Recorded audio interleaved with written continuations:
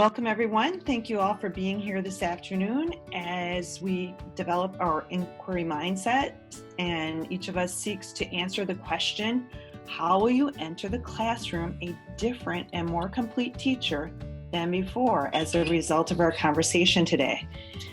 I'm Sandy Benton, Field Consultant for the Wisconsin Green Schools Network. Our guest today is Trevor MacKenzie. Trevor is an award-winning English teacher and an instructional coach focusing on inquiry and technology from Victoria, British Columbia, Canada. Trevor is co-author of Inquiry Mindset, published in 2018, and author of Dive into Inquiry, published in 2016, both by Elevate Books EDU.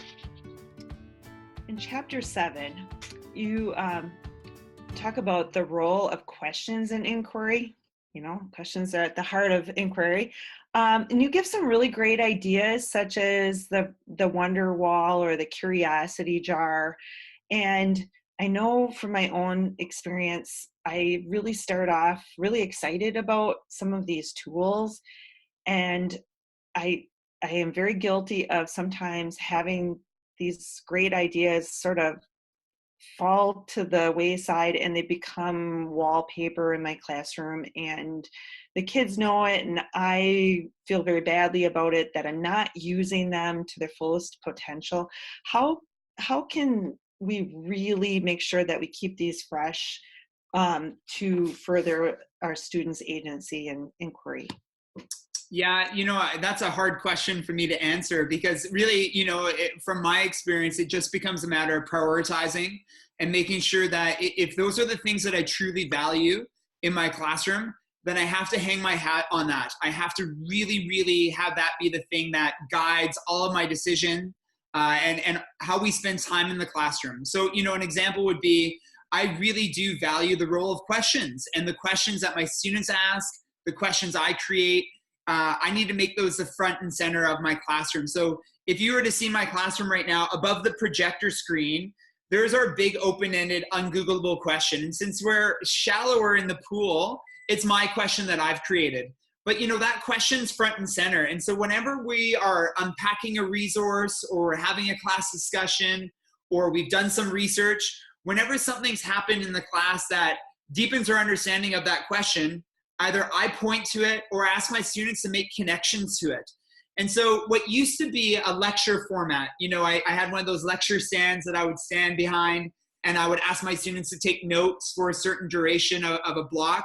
Now, really, it's more connection time, and I'm facilitating the discussion and the research, and I'm always asking students to make connections to that big question.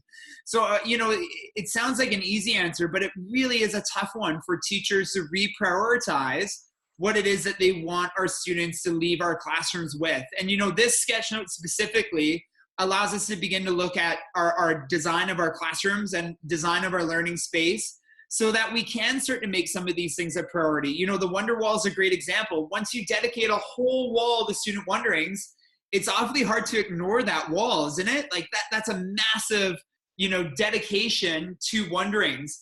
And so part of what this sketch note really reinforces and suggests for teachers is adopt a few of these ideas, these artifacts into your practice. And slowly what you'll start to see is you'll rely on these artifacts more meaningfully and more consistently in your practice, because that transition's hard. Leaving the lecture stand for me was extremely challenging. It took me a number of years to get out from behind that lecture stand and eventually let go of the lecture stand, have it be something in the corner of my room that I bring out when the time calls for it. Those changes come glacially slow at times. They came really slow for me. And this sketch note really tries to identify some of those artifacts or ideas or activities that have teachers really embed questioning, for example, as being the sharp end of our time with our students. My website, my social media platforms, those are really great ways to get in touch with me. And I'm very, very much open to that dialogue. It could be a direct tweet, it could be a DM or an email. And if you ever want me to retweet you, just simply tag me in a tweet. And I bring that up because in my global travels, there are 15,000 people who are part of that community of people who are following me on Twitter.